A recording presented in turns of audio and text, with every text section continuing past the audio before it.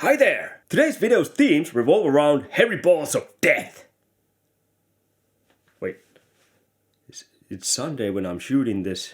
I usually do my Pornhub stuff on Tuesdays. Oh, different hairy balls of death. That's right, I got the Arrow collection box of Critters! Let me tell you, I've always been a huge fan of Critters. I fucking love these movies. I watched the first time when I was a kid, probably every day for a small period of time. I loved it. Critters, for me, I think I actually dig these more than Gremlins, at least back then. Now I rewatched all of these before I started doing this unboxing, and Gremlins are better made movies, but I do have soft spot for Critters, especially the first movie. But yeah, when I saw that they were coming out with this box set of Critters movies, well, not all. There's 4 Critters movies, the first 4, there's also actually 5th one, which I need to get. I've seen it, and I remember actually liking it, but I watched from IMDb and it's got like a 3.8 as its score, but I think I loved it more because I missed Critters. I fucking missed Critters. Critters were the best. But yeah, this one has the 4 first Critters movies, and let me tell you, if you haven't seen this, you're in for a treat. Or maybe the Critters are in for a treat if they get into your apartment and eat you, because that's what they do. Critters, they're furry balls of death, like I mentioned there at the start of this video, from space. After the unboxing, I'm gonna give my quick opinions about all these movies. Not gonna be like full scale reviews or anything like that, because, well, there's 4 movies and I'm doing the unboxing. This video would take forever, so yeah. Here's the front of the box, and I gotta say, I really dig the art cover here. It's kind of more cartoony version of the Critters, you know? It's like a cartoon. These movies ain't cartoons though. Critters, a 4-course feast. 4 movies, so 4 feasts. On the side here, we have all the Critters movies. There's Critters, They Bite, Critters 2, the main course, Critters 3, You Are What They Eat, and Critters 4. In space, they love to hear you scream. Guess what's on the menu? You are! It says it right here, behind here. Here's all the features and all that. If you want to read all that, pause the video and read it. No one likes to listen to me read. Okay, so that was the outside of the box. Here's the inside of the box. There's all the movies, and there's also an art book, which is fantastic. I love it. I took a little peek.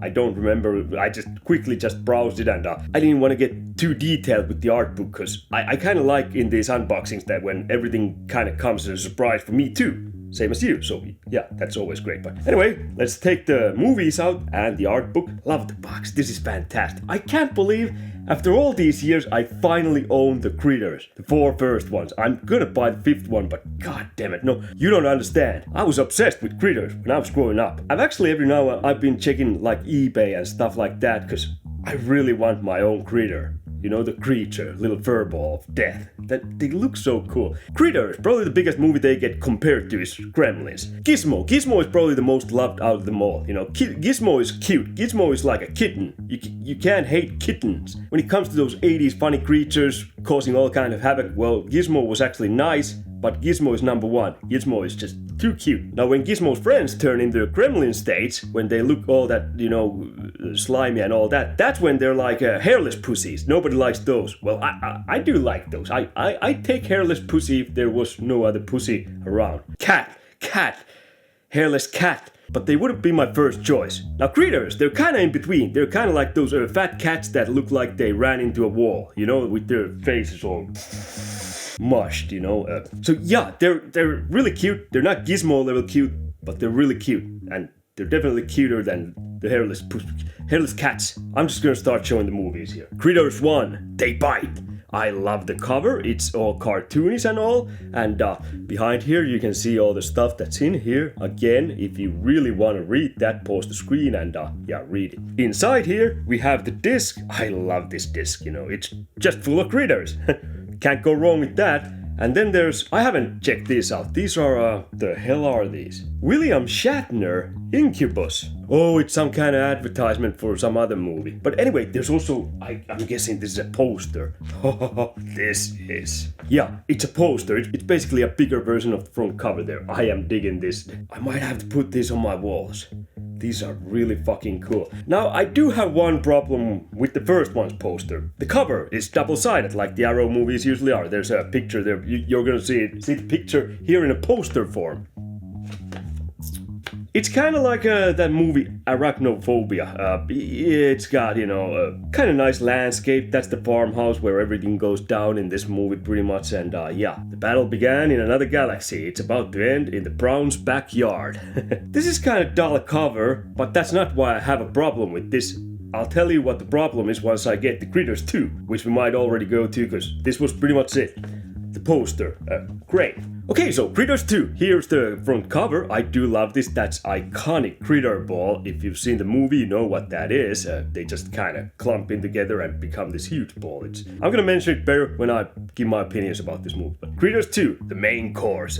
Fun fact though, this was only the second time I've seen Critters 2. For some reason, I don't think this was released in Finland back in the days. I remember renting Critters 3 bunch of times from our local place, and first one I had VHS copy, and they also had Critters 4, but I never saw Critters 2. For some weird reason, we never had Critters 2. The only reason why I saw Critters 2 was, well, let's just say I saw it. But now I own it, so you can't throw me in jail.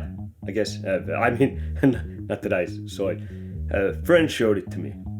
Here's the front cover, like I said, here's a behind cover. If you want to pause and read all that, go right ahead. That's a lot of text. Guess who's coming to dinner? Open it, and inside here we have, again, kind of similar theme, Blu-ray disc. That's great, I do dig this. Again, we have poster here. Here we have the front cover in poster form. This is so goddamn cool. I might have to put this up on my wall. God damn it. Now behind here, we have the same thing. Yeah, behind, you can't see it because there's the disc, but this is, again, reversible cover. All these have reversible covers. So the cover behind that is this, Critters 2, the main course. We have a huge critter here holding the number 2. Now here's my problem with the first one. The cover I showed you with the farm landscape and all that. It kind of plain picture. That's not the cover we had here in Finland when we had rental places and the original VHS. No, our cover that we got was this one. See any similarities? Wouldn't it look much better if they both had this type of cover? Why? Why would you put that? Was that like North American release or something? I don't know. But it's fucking stupid when you could have had this with this. Look, they go so much better side to side. Now it just don't fit. It don't fit. But yeah, that was my problem with the covers. And that was Critters 2. We'll move on to Critters 3.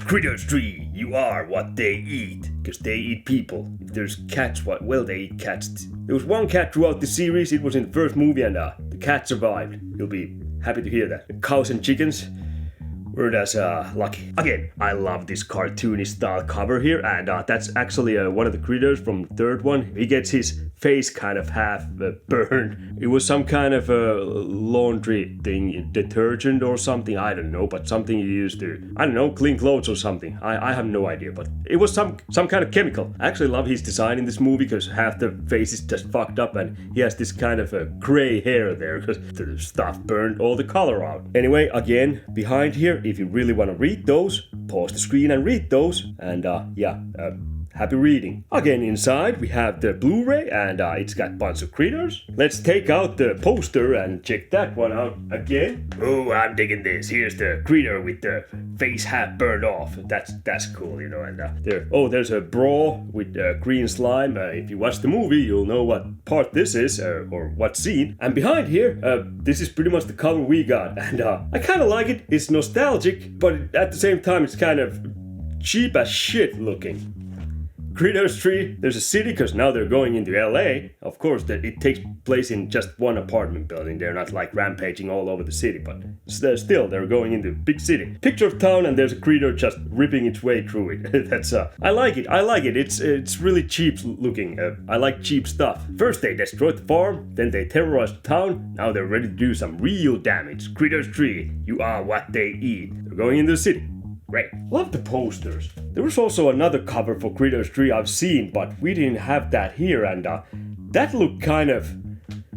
Well, here's the picture. It's like they're fucking flying or something. They're like Supermen, super critters. What a weird looking... I don't know. I kind of like that one too, but I think I prefer this one, the original we had in this.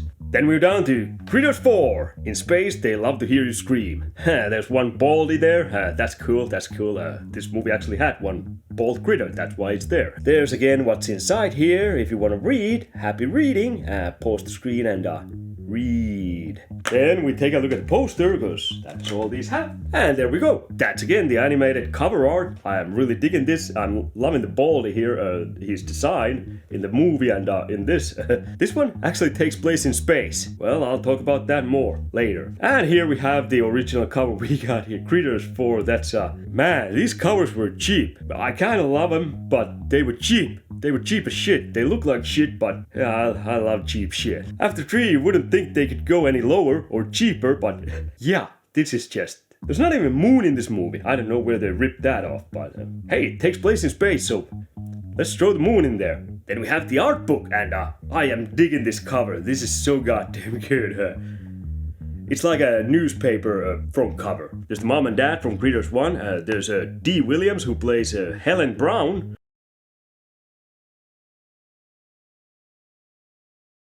And then there's Jay Brown, played by Billy Greenbush. That's a last name. Actually, that's not like his whole last name, I'm guessing. I don't know how that works, but Billy, then there's space, Green, and then there's space and Bush. Green is just middle name? I don't know, but Billy Greenbush. That certainly is a name. I don't think I've seen him in a lot of other things than this. He kind of has that face that I might have seen him. No idea, but D. Williams is fantastic. Billy Greenbush. Could you imagine hitting on some random girl in a bar? Hi, I'm Greenbush. Hi, I ain't sticking my dick in that. I like my parts where they are. I don't want them falling down after sex. Anyway, fiendish fur balls from outer space. Let's take a look. Some of the pictures here, there's the contents, yeah, blah blah blah. There's all the cover arts, and then there's the cast and crew. So yeah, that's awesome if you're interested.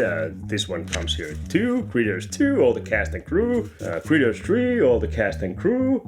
And Critters 4, all the cast and crew. Picture of the Brown family from the first movie, and there's a lot of text. Brian Moore, Marshmallow Man. I think this kind of tells the story of the guy who made the first movie, at least, and how he got into Hollywood and how he got this film made. Yeah, it seems kind of like that. It's some kind of interview or something. It's not actually like interviews. It's more like he's just telling the story how the movie got done, pretty much. So yeah, that's cool. There's also some pictures. Some more pictures. That's great. Johnny Steele, best 80s rock artist who wasn't even real. I'll get that later. Ooh, there's one of the big critters. That's fucking fantastic. That's D. Williams there, right next to the critter. That's awesome. Some more pictures of the critters. Man, I want one. I want a critter. Those are so cool. I want 10. I'd put them all around the apartment. My girlfriend would go nuts. My cat would go nuts. And yeah, little more of the critter pictures. And I love these critters. They're so much better than Gremlins. Except Gizmo. There's a lot of text. I gotta read this. This actually sounds like it's pretty interesting. If you're interested in these movies and how they got made. Here's the poster. Why didn't we get this poster in the Blu-ray disc? Why did we get that boring looking, that looks like a cheap knockoff from Arachnophobia? Actually, I think that came way before Arachnophobia. Arachnophobia ripped this off. I mean, the other cover, but oh, even this would have been better. This is so cool. I love that. And that's kind of cool too, you know. There's a critter in the mailbox. Man, I'm loving these pictures. These are great. Fuck is that? I know there's 2 bounty hunters from outer space, but they don't look anything like these dudes. What the hell? Yeah, there's the Critters 3. They're like flying. They're like super critters. They're so cheap looking. That's so stupid. I do prefer this one that we got over this. But I kind of like both because they're both cheap shit looking like. Oh, look, it's the turtles. Fucking cool. I love that. That's gotta be some kind of throwback to turtles or something. Some kind of homage. Anyway, that was most of the pictures in this book. Let's move on to the review part. I'm just gonna say quick few words about every movie and how I like them. So yeah.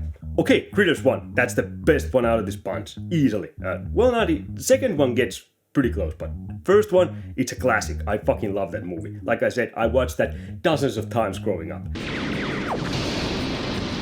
Damn.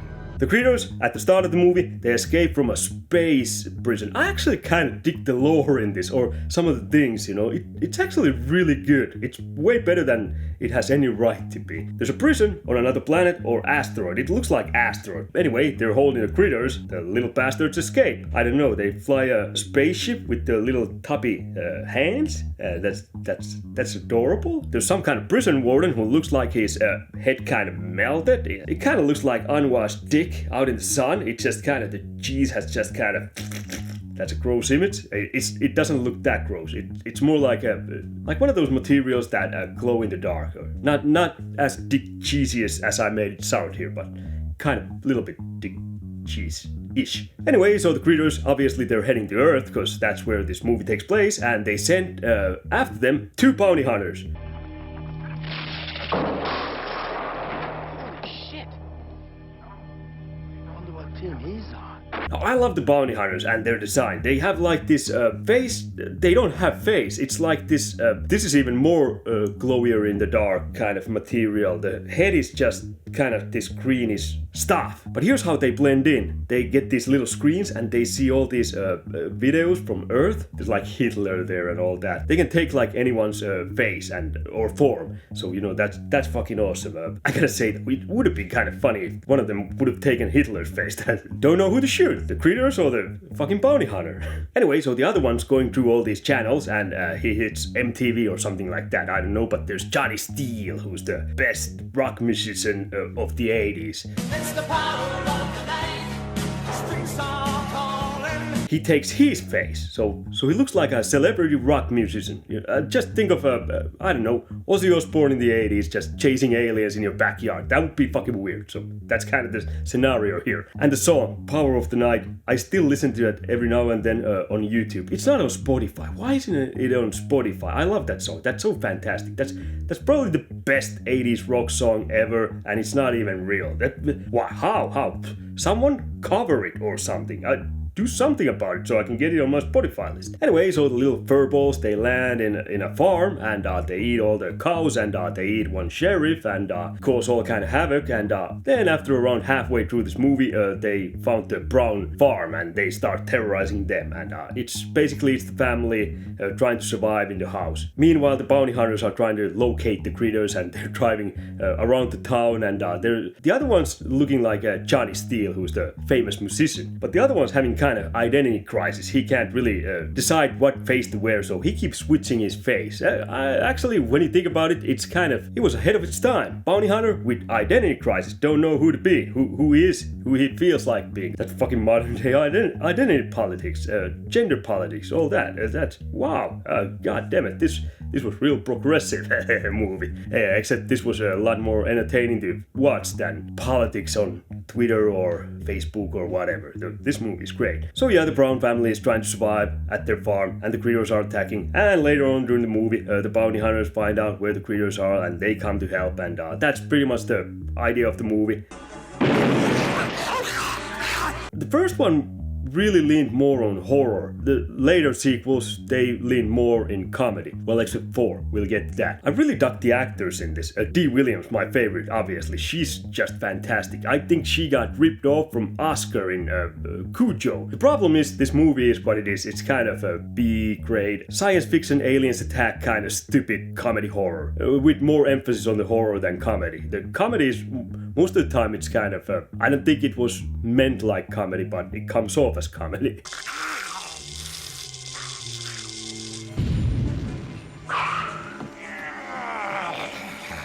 But yeah, real nice build up until they actually reveal the critters. You know, you see some red eyes through a window in the night, and that scene always creeped me out as a kid. That was great. I loved that, and also the critters. They're so goddamn cool. I really like their design. They have these spikes.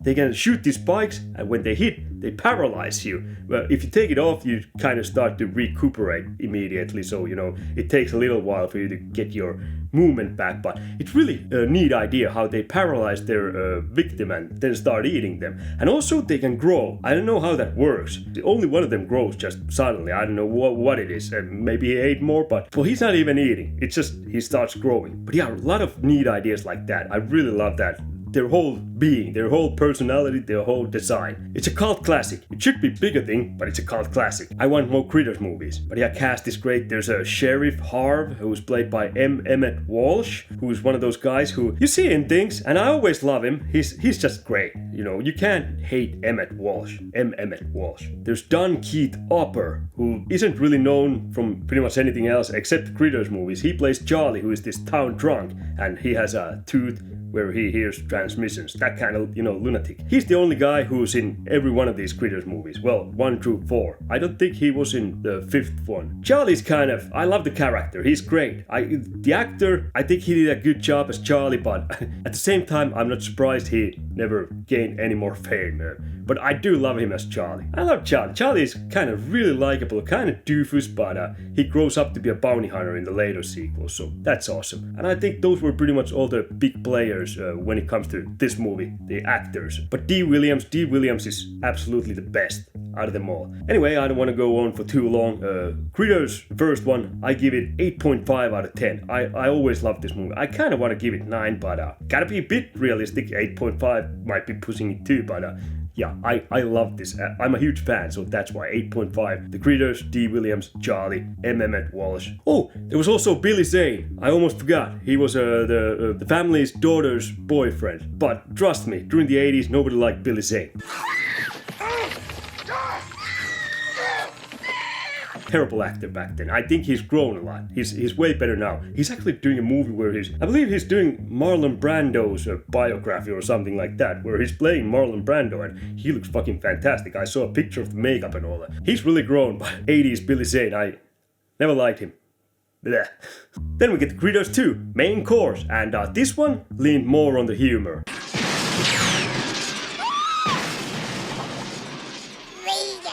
It did lose something, kind of, when it went more humorous, but also I do love this one too. This was really great. Now it's the town, it's not only a little farmhouse, they're terrorizing the town. It's been 2 years since the first attack, and they find a bunch of eggs from the farmhouse. There's like tons of eggs, and and it's been 2 years. Remember that, 2 years, because I'm gonna come back to that when we get to 4. Anyway, it's Easter time, so this guy who's kind of looking for treasures from abandoned farmhouses and all that, he sells them to the town for Easter hunt, Easter egg hunt. I'm guessing the idea is to hide the eggs and people go around and try to find them. Kids, mostly, I think. I've never been to Easter egg hunt. Anyway, the eggs start to hatch, and the furballs are eating people again. Not much more to it, but this time they have whole town, so, it's more chaos and more critters, more victims. It's just more fun, and also more nudity. The first one didn't actually even have nudity in it. But again, the bounty hunters come back, and this time they have Charlie with them, because Charlie's joined them. He's a bounty hunter too, so yeah. There's the 2 bounty hunters. Again, the other one looks like Johnny Steele from the first one, and the other one still can't really decide what to go with. Identity crisis. But in this one, I think the second bounty hunter really finds his or hers persona they want to be. Charlie actually finds a Playboy magazine, and there's the centerfold girl. The bounty hunter is kind of trying to change into Charlie, because he's looking at him and starting to do his weird changing thing. In this one, they glow blue. In the first one, they glowed green, which is weird change, but okay. Anyway, so he's watching Charlie and trying to change into him, but he puts the Playboy magazine in front of him, and actually she, now he's a she.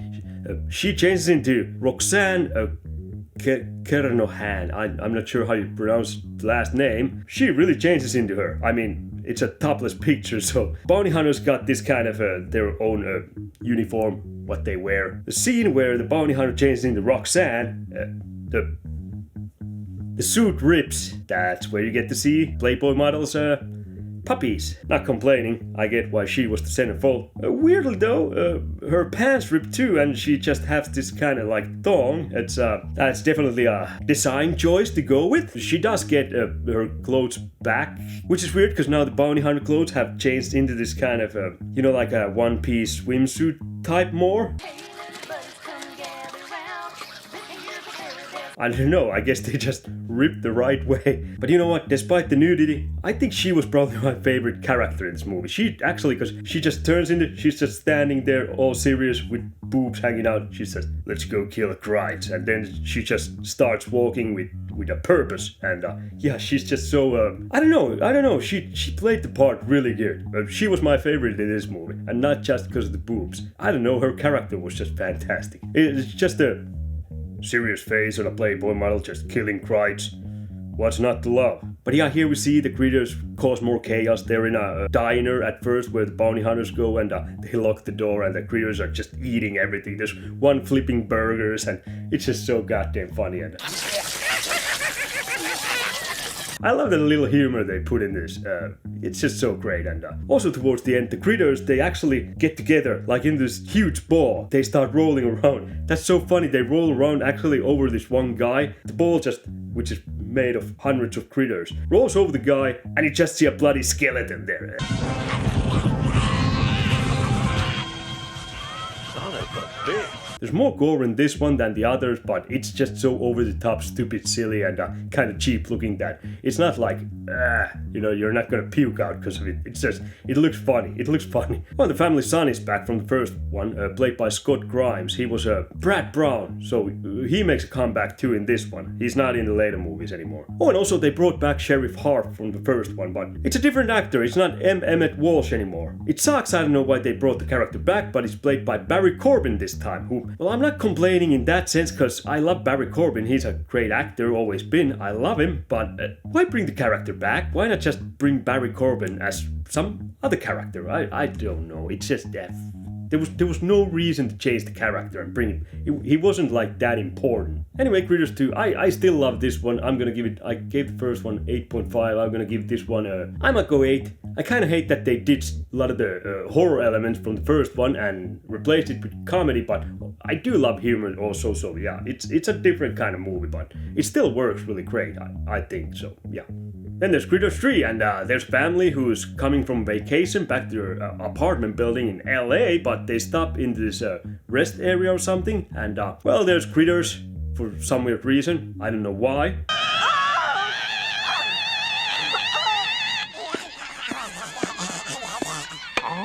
They get into their van and hitch a ride into the apartment building, and then they start terrorizing the apartment building. This was more like the first one, but it's not as good. And yeah, it's a apartment building. There's lots of people there, a lot of people for the critters to eat, and also this one was this up-and-comer little actors who I think he's done pretty well for himself nowadays.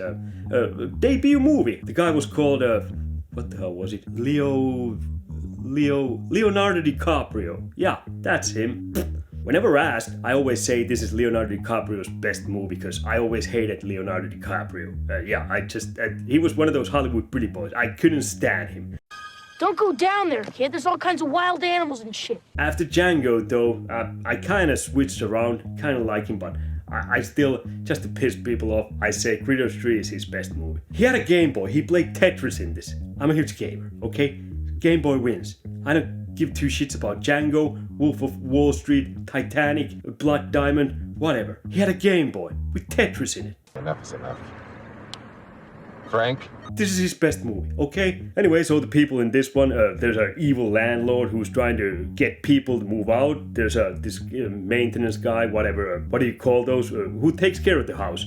He plants like rats into their apartments, trying to get the people to move out for some weird reason, because if he evicts them, he has to pay for them, but if they leave on their own, he doesn't have to pay for them. Anyway, so the asshole landlord gets eaten, and Leonardo DiCaprio gets together with the apartment building residents who live there, and they try to survive. And there's also Charlie again, and they actually ran into Charlie in the pit stop where the critters kind of hitch a ride. He's there in this hole in this ground covered in sticks, is hunting critters. He just happens to be there and jumps out when the kids are there because their frisbee flew there. And this one wasn't as good. This was really shitty, but I still found this to be entertaining, and I'll always watch this when I'm having a critters marathon. So yeah, I just, as a kid I loved this way more, but now as a grown up, yeah, it's not as good, but still it's watchable. If you watch 1 and 2 and you love those, give this one a go. You might be disappointed, but you might get some entertainment. If you're really into Critters, then, give this one a go. I do kind of like this one. This one does have its funny moments too, where the Critters are in an apartment and wrecking the place. It's alright, and it ends when Charlie is kind of scouting through the apartment once they've killed all the Critters, and he finds eggs. Then suddenly there's a pod from outer space where he has to put the eggs, and Charlie actually goes in there too, and he goes into the stasis, and the pod launches into space, and that's where 4 starts. Now, score that I would give for Critters 3 is, I think I'd go with 6, maybe 5.5. Like, I like it, but it's not great. Now, Critters 4, I had high hopes for this at first. Just think of the premise. They're going back to space, and the first Critters movie, what they showed from space, it was actually pretty interesting lore and all that, and there was all kinds of cool stuff in there, that I'd really like to know more about. Just more background to the prison thing, or maybe more background to the bounty hunters. Critters 4. They're invading your space. Chill out. Just kind of, what are they? How can they morph into things and all that kind of stuff and all the technology and all that. The Critters, maybe they're, I don't know, where did they come from originally? Well, yeah, whoever wrote this movie, they should have been sacked right away. Oh, and on top of not showing all the cool stuff from the first 10 minutes of the first movie, they thought it would be a great idea to cut out all the comedy. Why? So Charlie's in a pod with the eggs. They're all in stasis or whatever. And then there's a spaceship that comes across them and picks them up. And turns out it's 2045, the year. So Charlie's been asleep like a little over 30 years. Another kind of neat thing you could have leaned on more. No. So, are there all kinds of cool aliens in this? No, because it's in future, it's just regular people who apparently can now travel into space. So, regular people in that ship and that's it. Not cool aliens, nothing like that. And no humor. Did I mention that already? No humor. Anyway, they grab the pod, they go into a space station, and they're trying to figure out what the hell is going on. There's no one there in the space station, and then the captain, who's real douchebag, played by Anders Hov, who I haven't really heard about too much. I've seen him in some things, but he seems like he's a really good actor. Unfortunately, the script here is kind of shit. Oh, speaking of other actors in this, well, we got the guy who played Charlie. He's in this, and he does his Charlie thing, but it's not as good as in the previous ones. Brad Dourif is in this, the guy who voices Jockey. Those, man-eating hairballs that you do not believe in. Underutilized.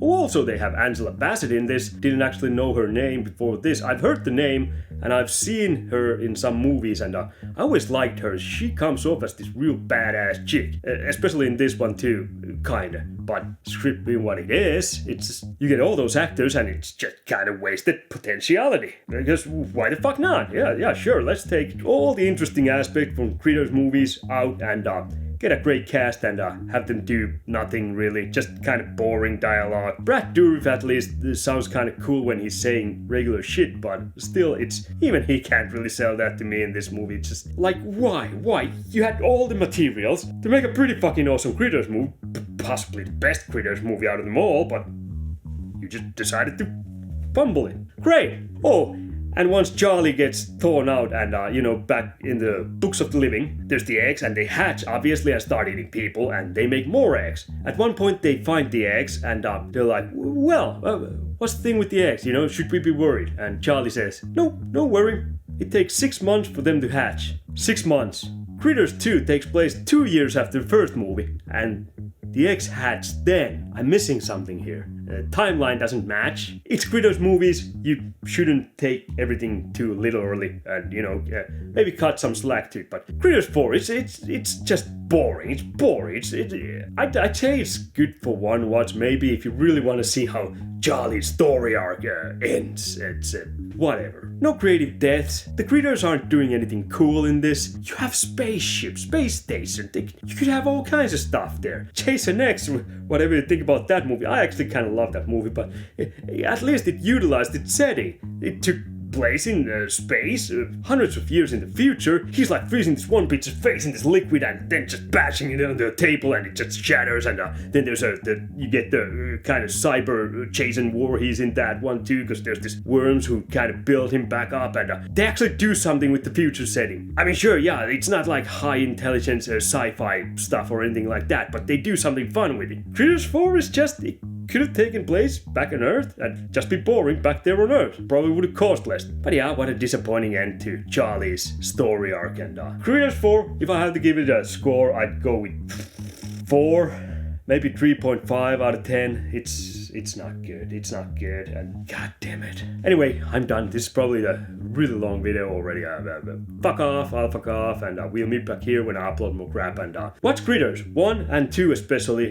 Third one, if you're feeling 1 and 2, go for it. Fourth one, if you just kind of want to torture yourself and really want to see where the story goes. Yeah, sure, go for it. But I'm not like recommending it. Then again, 3 kind of ends in a stupid way if you don't watch 4. So I guess if you're gonna watch 3, you're gonna have to suffer through 4. I don't really have anything to add here, so I'm just gonna leave you this wisdom from the Critters.